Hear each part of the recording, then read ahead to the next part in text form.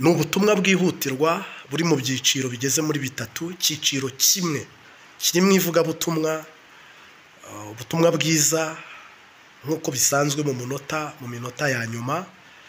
Ikindi cyiciro ni uko u Rwanda, intara zegereye u Burundi zihana imbibi n'u Burundi, aba bene gihugu baho, mugabe mube maso Burundi, isaha ku isaha bushobora kubarasa.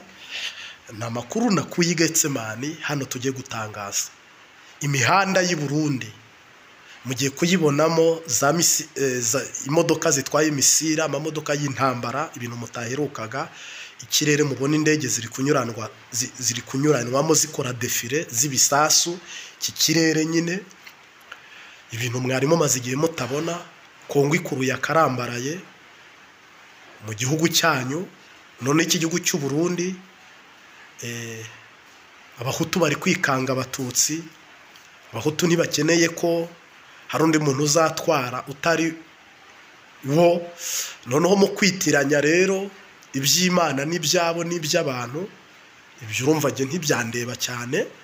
Icyo ndeba ni icyo Imana yambwiye. Turagaruka nanone kubwira abantu ngo ibyigiye kwibonekeza muri uku kwezi kw'icumi, hari ibimenyetso navuga ngo byari byasigaye. Buno mugiye kubona ibya nyuma byo gukuraho Everest Ndayishimiye, kuko Imana yambwiye ngo nta misozi nta n'inyanja. Uwiteka arambarira ngo mbasobanurire mbabwire ngo harapfa ifura n'imwanga, hapfe n'umuhererezi. Ubwo nabo muri CNDD-FDD, ariko iyi ngoma Imana yambwiye ngo ishyizeho iherezo. Hano ufitemo ubutumwa bwinshi muri hangana. Ego turamena urusyo n'ingasire n'isekuru tuyicane, ariko uyu munsi munyemerere tuvugane n'Imana hano ku Mbabazi TV gatatu, agati gashibuke. Rero mbwiye umuntu udukurikiye, mbwiye umuntu uri kumva, mbwiye umuntu ufite amatwi,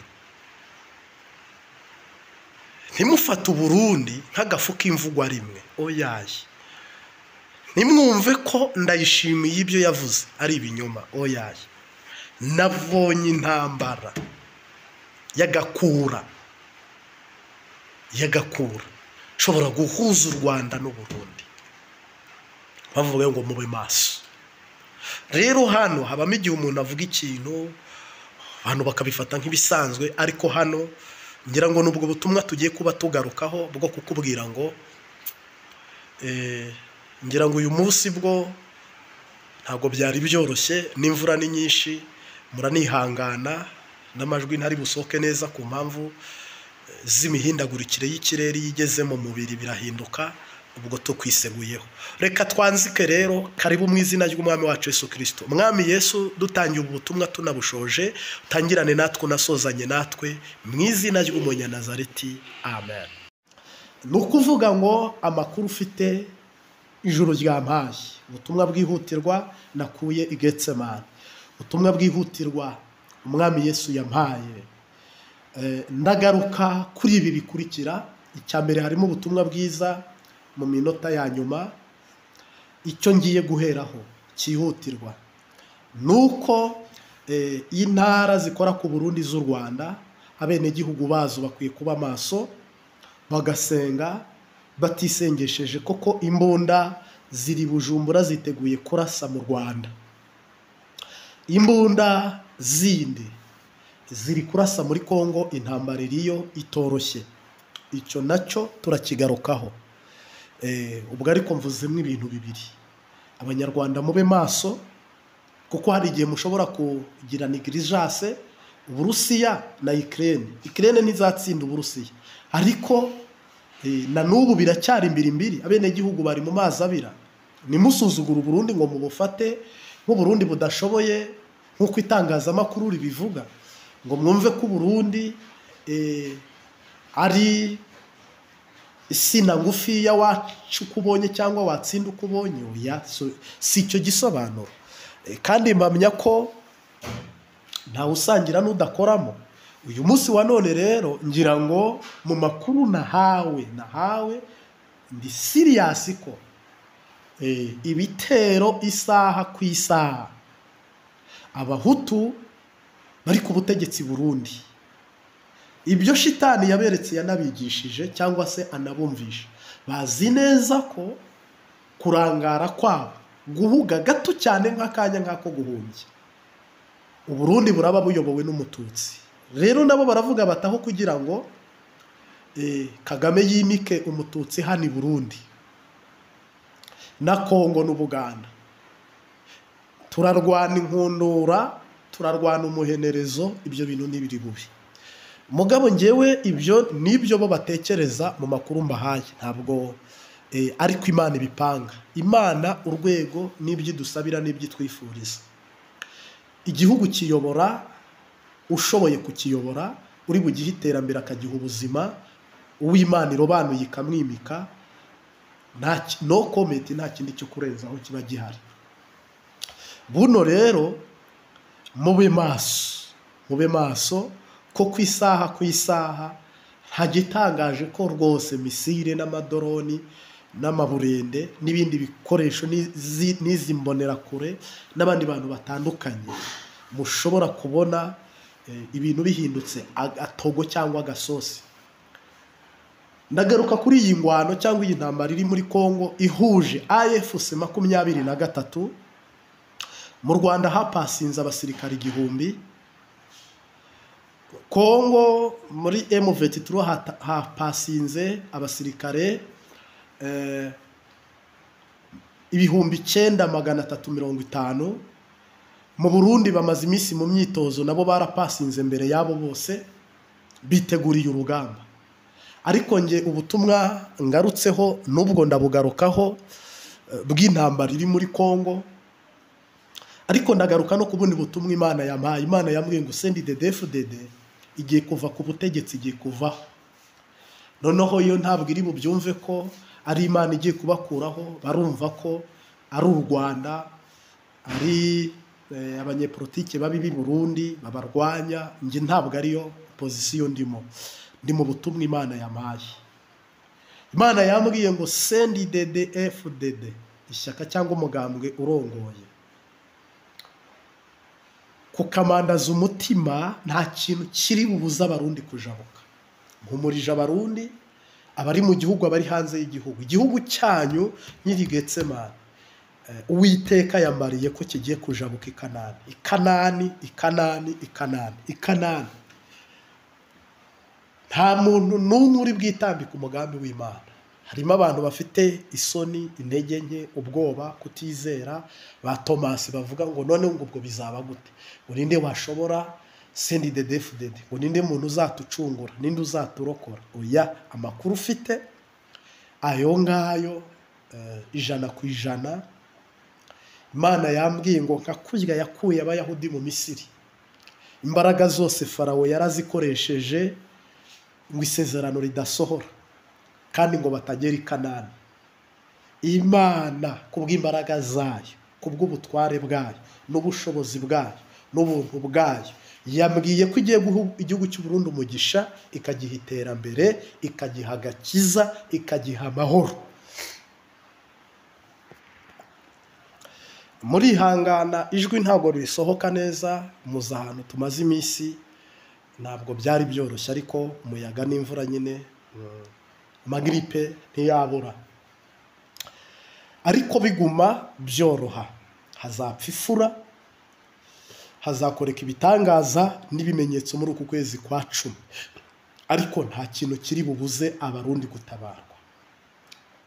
Haleluya, nta kintu kiri bubuze abarundi gutabarwa.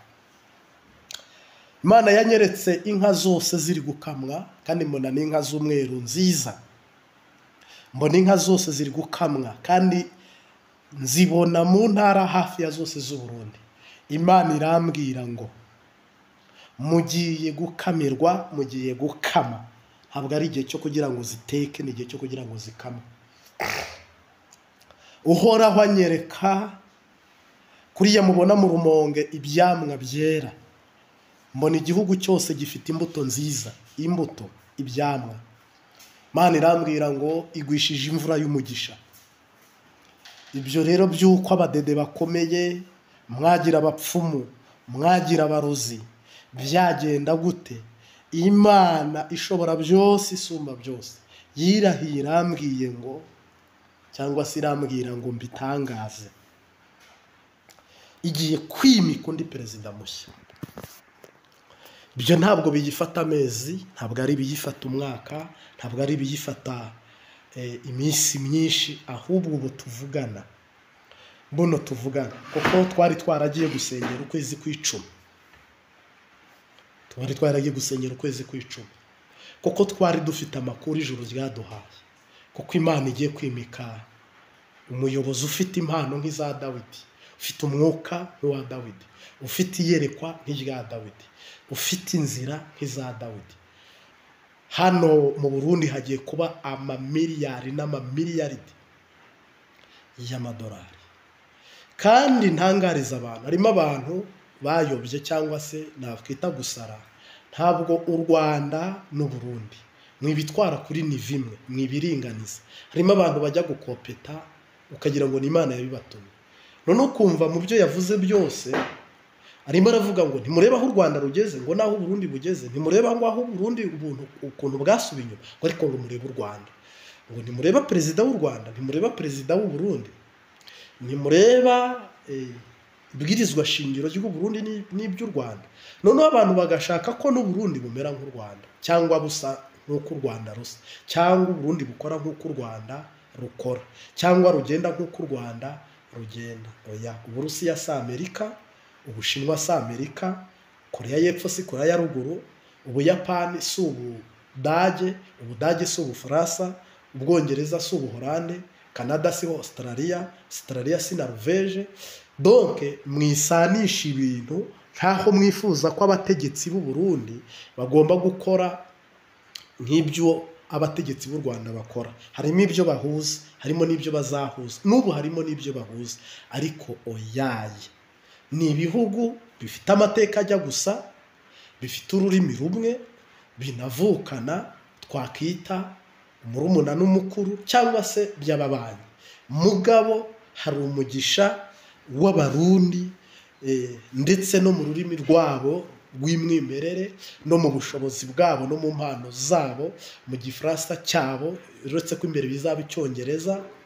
Rero abantu mbasobanurire, mwifata ibintu ngo mubiringanize, mubireshyeshye, mubisanishe, oyaye ntaho bihuriye. Umugisha w'u Burundi n'uw'Abarundi, ahubwo umugisha w'u Burundi uzaba ujya kumera nk'uwa Burkina Faso, uzaba ujya kumera nk'uw'Abarusiya. Umugisha w'u Burundi uzaba ujya kumera nk'uwo mu Buhinde. Umugisha w'u Burundi uzaba ujya kumera nk'uwo mu Budage.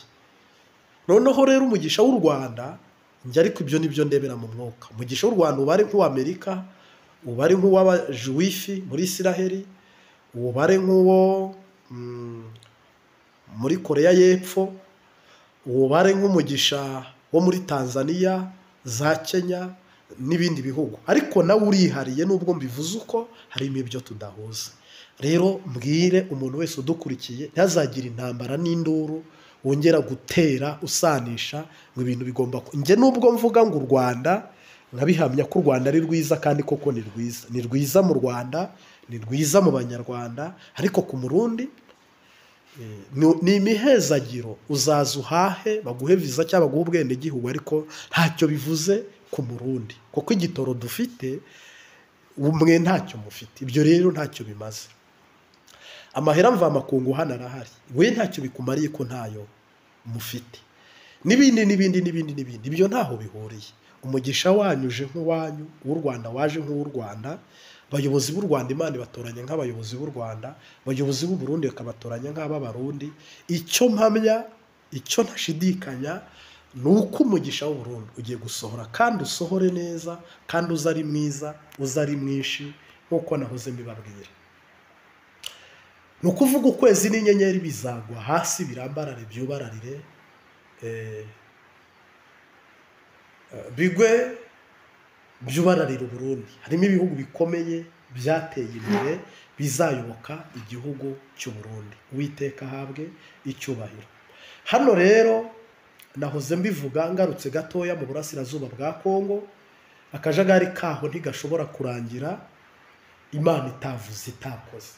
Barasa batarasa, haza abacashuro, haza abaterankunga, nta cyaba Imana niyo ifite urufunguzo rwo guhagarika biriya no kubikemura ikabishyiraho akadomo.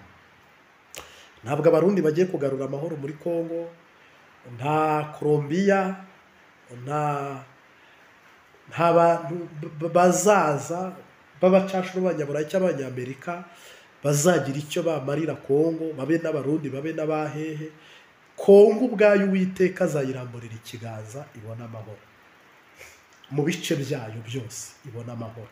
Ayo niyo makuru y'ijoro nguhaye. Rero n'Uburundi, abasirikare b'abarundi Imana yarambariye n'ubu kandi yabisubiremo, irambwira ngo bagiye gusubira inyuma bubaka igihugu cyabo. Abasirikare b'abarundi ni abasirikare bazajijuka, bakaba icabwenge, bakaba bafite iterambere ryo ku rwego rwo hejuru, ku buryo ari abo kwifuzwa mu ruhando mpuzamahanga. Bino rero u Rwanda ruri abofisiyo bapasinze, umuvetura bagapasinga, abarundi bakajya mu myiteguro, bari gucurera intambara nka ko mu mwana mutoya avuga ngo ntawe utera atiteguwe kereka iyo yarangaye. Ariko hano ngira ngo ni ijambo rimwe n'irindi nawe uri bwumvemo cyangwa uri bubonemo, twese tubasha kukubwira tukakubwira ngo ibi bintu birasura iki, biracurera iki, ku kwezi kwa 10 guhatse iki, kwikoreye iki ku butaka bwa Kongo, cyane cyane mu ntara ya Uvira, mu murwa mukuru w'igihugu cy'u Burundi, aha hana imbibi n'u Burundi ku Rwanda. Ese ni igihe cy'uko abaturage bagiye kubona amamisire n'amabombe, Uburayi bwirengagije nka bimwe byabwo, na Amerika yirengagije, noneho tukabona ibara n'ishyano rigwa. Ngira ngo rero mu ijambo rimwe n'irindi,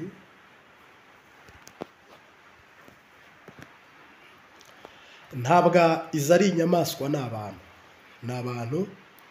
Imana yambwiye ndi mu butayu ngo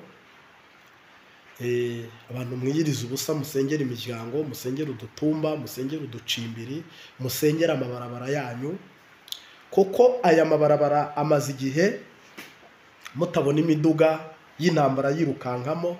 Ikirere cy'u Burundi cyangwa icy'u Rwanda cyangwa icya Kongo tumaze akanya tutabona indege, ariko Kongo yo biriyo zinyuranwamo n'ibisasu. Buno mu Burundi nimutaba amaso, ikirere mugiye kubona hanyuramo ibisasu byinshi,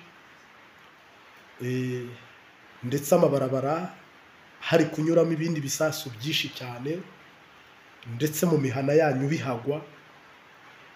Abari Bujumbura by'umwihariko nahoze mbibabwira mu Kamenge hazababazwa, Gitega hazababazwa, kuko n'ubundi umurwa mukuru wa politiki uzava Gitega uzagaruka, intara ya Uvira izagaruka, intara ya Kigoma izagaruka. Harimo ibintu Imana izavugurura ikabiha iterambere rishyashya. Rero bene data nshuti z'umusaraba, ama-eglise amwe namwe azasenyuka ndazavaho. Buno hari ibintu by'amasezerano bizavugururwa muri ministeri zitandukanye.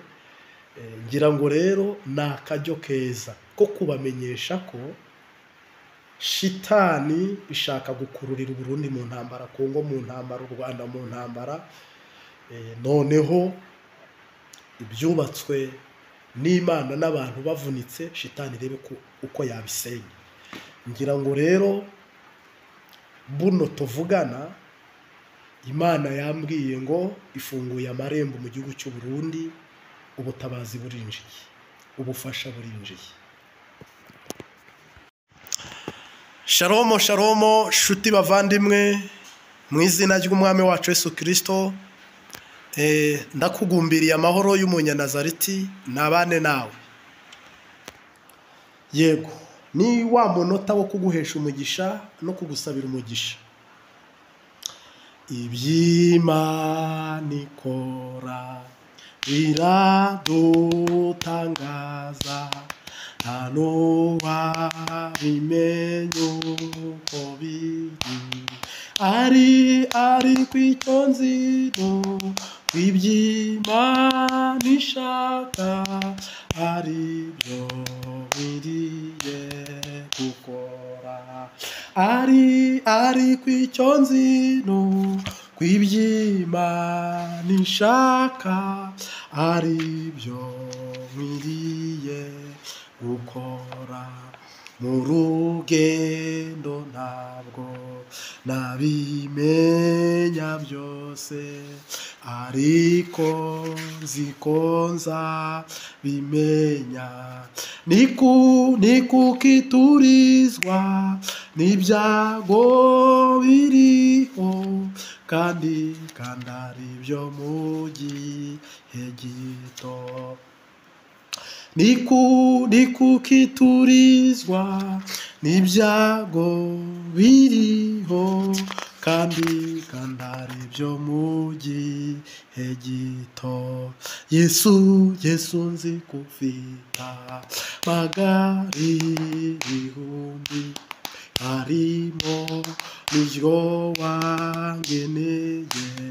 Icyo wamitiye mbona ukugira ngo nzagere ijuru amahoro.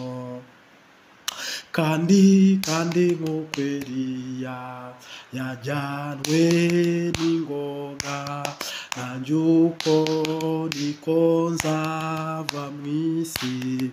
Ubwo ibyago byose bizaba bishize, hariho guhimbaza Imana. Ubwo ibyago byose bizaba bishize, hariho guhimbaza Imana.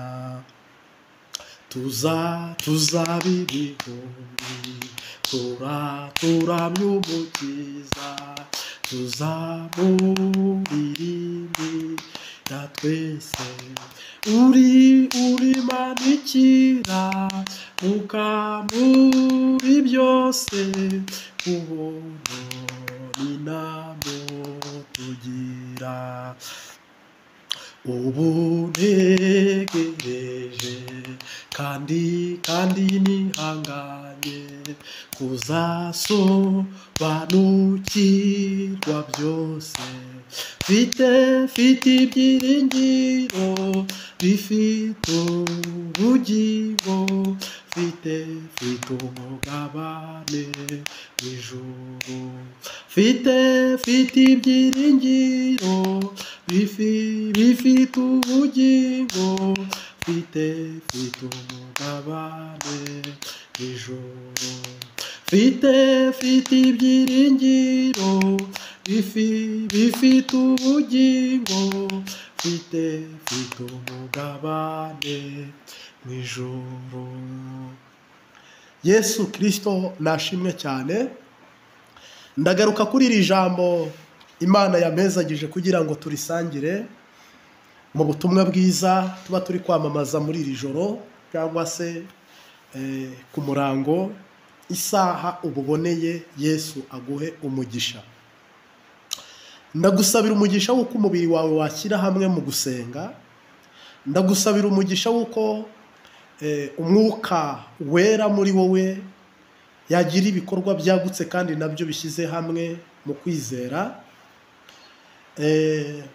Ndagira ngo nigishe isomo ryo gusenga. Ndagira ngo nganirize abantu isomo ryo gusenga. Gusenga, signification yo gusenga ni ukuyaga, ni ukuganira n'Imana. Amakosa aba mu gusenga.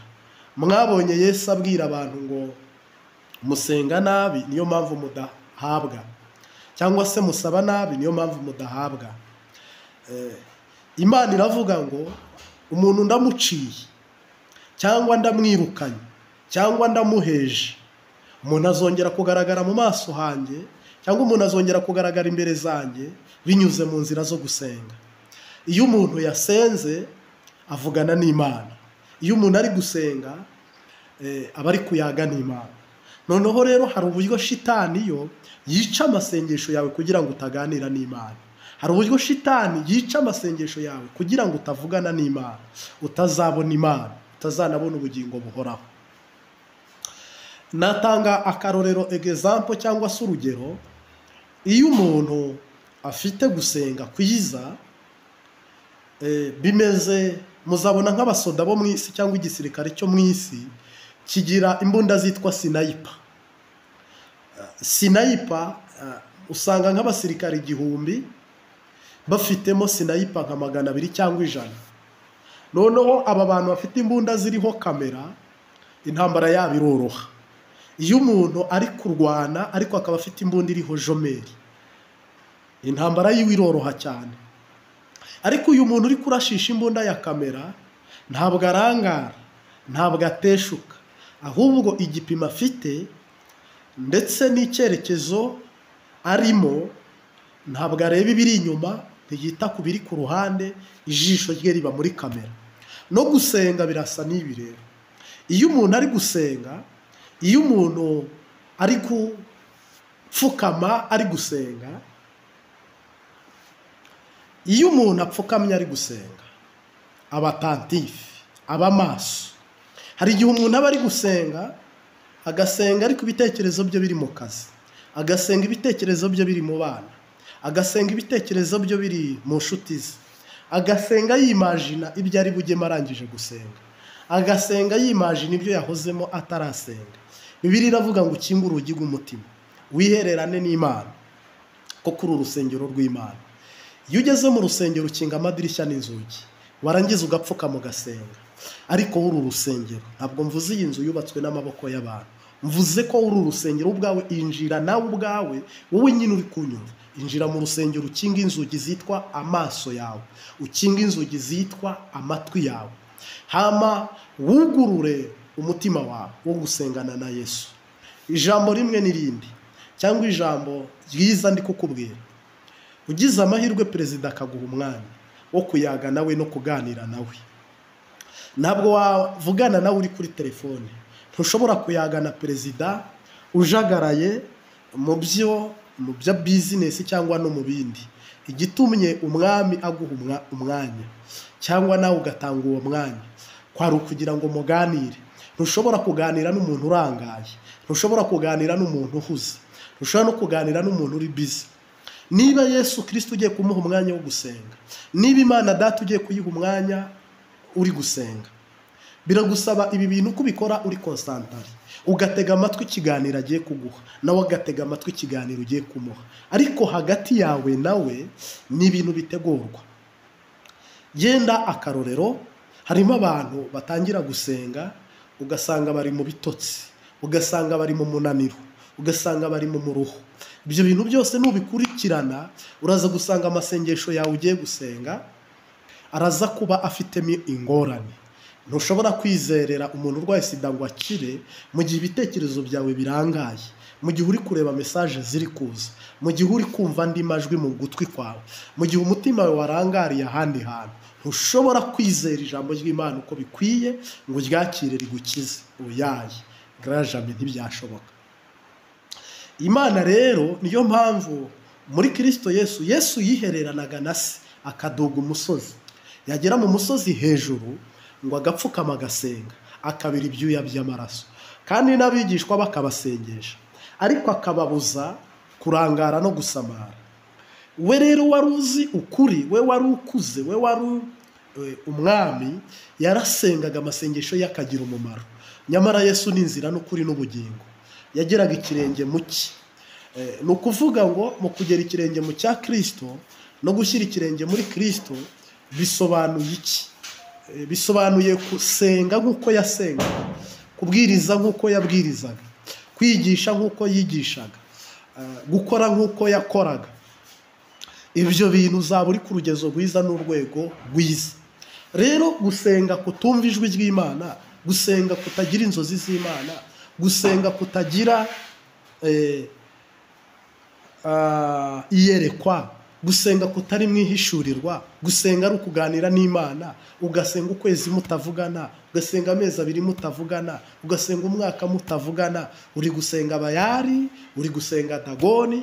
Gusenga no kuganira. Uwo muntu muganira wowe ukavuga ntavuge, ukavuga isaha, ukavuga amasaha 2, ukazabikora ukwezi, ukazabikora umwaka, uvuga watavuga. Ifoko uverify amasengesho yawe, ifoko uvugurura amasengesho yawe, ugatangira gusenga Imana ivuga, Imana ikora, Imana ibona, Imana yumva. Bityo bikakuzanira ubugingo buzima, bikakuzanira n'amahirwe yo gutabarwa no kurengerwa n'ijuru. Kandi ibyo ni ubutumwa bwiza turimo. Yesu aguha umugisha kandi rwose aguhezagire cyane. Nuza gusanga rero urasanga basenze. Harimo uwitwa Yakobo. Yakobo yitwaga umuriganya, ariko ateguye isengesho rye aravuga ngo navuye mu gihugu cyacu, bavashwanye na grand frère bukuru bwanjye turashwana, none subiyeyo. Ngo arabanza yambutsa abagore, yambutsa abana, yambutsa amatungo, ngo asigara yihereranye n'Imana. Gusenga kwe kumanura ijuru, marayika barakirana, ariko ko atarasamaye, ko atarangaye, Imana yamuhinduriye izina. Gusenga kwawe kurakwiye kuba gusenga kuzuye, gusenga gufite intego, gusenga gufite ihame, gusenga gufite ireme, gusenga gusobanutse mu izina rya Yesu Kristo. Niba ukunda gusenga, kandi gusenga ukabuzi ko bikingura ijuru, kandi gusenga ukabuzi ko ari bombe, kandi gusenga ukabuzi ko kwirukana abadayimoni, amasengesho yawe ni ibihari guhindura, ni ibihari kwica mu isi y'umwuka, ni ibihari gusenya. Amasengesho yawe akugejeje, amasengesho yawe agukuye. Uhoraho mwaganiriye iki? Mwayazi iki? Ese muri ibyo byose mwayazi uri kubona harimo inyungu, harimo avantage nziza? Umukama guhezagire niba ari byiza cyane. Ngewe amasengesho yanjye maze igihe senga, byampesheje umugisha, byampesheje ubugingo buzima. Mvugana n'Imana, nkorana na data, ufite urugendo n'umwami Yesu. Mu gusenga ndavuga ukuri, kandi nkabanyobowe n'umwuka mu byo ndi gukora. Amen. Jina la Bwana libarikiwe. Nawe niba wumva uhagaze mu kuri no mu mwuka, urasaba icyo ushaka kandi ijuru riraguhera ubuntu. Yesu Kristo nashimwe cyane. Niba rero turi abakandida b'ijuru, tukaba duheshwa ijuru no gusenga, tukaba dufite kuzabona ijuru binyuze mu nzira yo gusenga. Gusenga bikaduhesha amahoro, gusenga bikaduhesha kuba mu isi no gutsinda isi n'umubiri na Satani. Iyi niyo mbunda Yesu yarashishije, ayiyiriza amajoro 40 n'amanywa 40, atarya atanywa. Kubera iki Yesu ariyo mbunda yarashishije? Ijuru ryari rifite gukora misile zo ku rwego ruhambaye, ijuru ryari rifite gukora bombe atomike ku rwego ruhambaye, akarasa abanzi be, akarwanya abafarisayo, agatsinda abasadukayo, agatsinda abanyabwenge b'ibyanditswe. Ariko Yesu ahitamo inzira yo gusenga. Gusenga kwa Yesu kwamuhesheje umugisha wo gutsinda ibi byose, no kunesha ibi byose, no kunyura muri ibyo byose, kandi intego yiwe mu isi ayigeraho. Nimumbwire indi ntwaro yaba yarakoresheje, nimumbwire indi nzira yaba yaranyuze. Nta nimwe, nta yuri bubone. Inzira Yesu yakoresheje ni iyi yonyine, niyo gusenga, niyo gusenga, niyo gusenga. Senga senga ntacyo uzabura, senga senga senga ntacyo uzabura, senga. Erega iyo Mana dusenga ntabwo izodutererana, erega iyi Mana dusenga ntabwo izadutererana. Ni ukuvuga ngo gusenga, gusenga kwahagurukije ibirema, gusenga kwazibuye ibipfamatwi, gusenga kwakuye Lazaro mu mva, gusenga kwazuye umwana wa Yayiro, gusenga ni jomeri ireba mu ijuru, gusenga ni kamera ireba ikuzimu, imigambi n'imigabo Satani dufiteho tukabimenya tukabitaramuza kare. Gusenga biduha kumenya ibizaba n'ibyabaye n'ibiri kuba. Gusenga nuko abanyemwemu, sinavuga ngo abantu bose muhinduke abahanuzi, ariko gusenga bishobora kuguha kurwana neza, bikaguha n'itsinzi nziza mu gihe wasenze neza. Gusenga ni ukuganira n'Imana. Niba ufite ikigeragezo mu rugo mukaganira n'Imana mu masengesho, izakubwira uburyo uri bugikemure. Kuko ndi gusenga akarorero mvuga ngo Mwami Yesu ndakennye cyangwa nta kazi, kandi bimeze uko bimeze uko bimeze uko bimeze uko. Muri uko kuganira kwanjye n'Imana, njye ndi kuvuga ibibazo mfite n'intambara mfite, nayo yanteze ugutwi, yampaye n'umwanya, nanjye ngomba kuyiha umwanya. Itsinzi iri buvemo n'igitangaza kiri buvemo, nuko ndi butsinde kandi niboneshe kubwo gusenga kwanjye. Mwifurije gusenga wowe utasengaga, unyumvise ari ubwa mbere, wowe usanzwe usenga, tunganya neza amasengesho yawe, yagorore, yaha icyerekezo kizima, yaha umurongo mwiza, ahinduka amasengesho yo kugukiza n'abawe n'ibyawe. Esiteri yarasenze arokora bene wabo, Moridekayi arasenga arokora bene wabo. Indaya irakizwa, irizera, ihita ikizwa. Kandi muri iyi si Eliya yarasenze ari mu butayu, ahabwa ubuntu bw'Imana butangaje. Elisa nuko. Bene data, Bibiliya itangizwa no gusenga kandi ikarangizwa no gusenga. Kandi mu isi ntabwo ushobora kuzacika abadayimoni udasenga, ntushobora kuzatsinda abarozi udasenga. Yesu ntaba mu mubiri, aba mu mwuka. Ntushobora kubona ibyo mu mwuka utari mu bihe byiza byo gusenga. Mu gihe cyo gusenga, amasengesho yacu agera kure cyane, atambuka n'inyenyeri. Ni ukuvuga utangiye gusenga, amatwi yawe, amaso yawe, umubiri wawe wose ugomba kuba konsantare, kugeze mu rusengero ugaca bugufi, ukanatega amatwi, ugahuguka, ibintu byose ukabyugara, ibindi ukabifunga, ibindi ukabisiga, ibindi ukabidepoza, ukabiparika. Noneho ugafata umwanya wawe perisoneri ukavuga ngo Yesu karibu, ugasenga, ugasenga, ukongera ugasenga, ukongera ugasenga.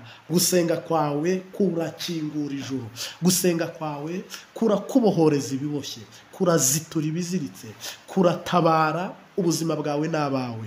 Ariko niba ubinegirija, niba ubikora nabi, niba utabikora ku rwego rukwiye, niba ubikora ku gipimo kiri hasi, egare kubwo ubuzima bwawe bwose buri hasi kandi imibereho yawe yose iri hasi, nkubwiye ngo uri mu gihombo gikomeye cyane. Rero nkwifurije gusenga wunguka, kuko ni nayo ntego y'Imana. No gusenga ugera ku byo usengera, no gusenga gufite intego ko uzavamo ijuru n'ubugingo. Amasengesho yawe akwiye kuba amasengesho aguhesha, akurura, atsinda, agufatisha ibyo siyasa yananiwe, iby'umubiri wananiwe, n'iby'isi, n'iby'ababyeyi bawe bananiwe byose. Ni amasengesho ari bubiguhesha. Mwami Yesu ndagushimiye, watangije isengesho mu bigishwa, natwe turi abigishwa. Twigisha gusenga nk'uko abantu wabigishije gusenga basenga bagatabarwa bagasubizwa. Buno hari abantu benshi basenga ntibasubizwe ntibanatabarwa, kubera ko shitani abariganyiriza mu masengesho. Uri umwigisha mwiza, duteze umutima, tuguhaye umwanya n'akanya utwigishe gusenga. Ngaho rero iyo utabaye utabarukana itsinzi, umwigisha n'umwigishwa tugabanira imbere yawe, mu izina ry'Umunyanazareti. Amen.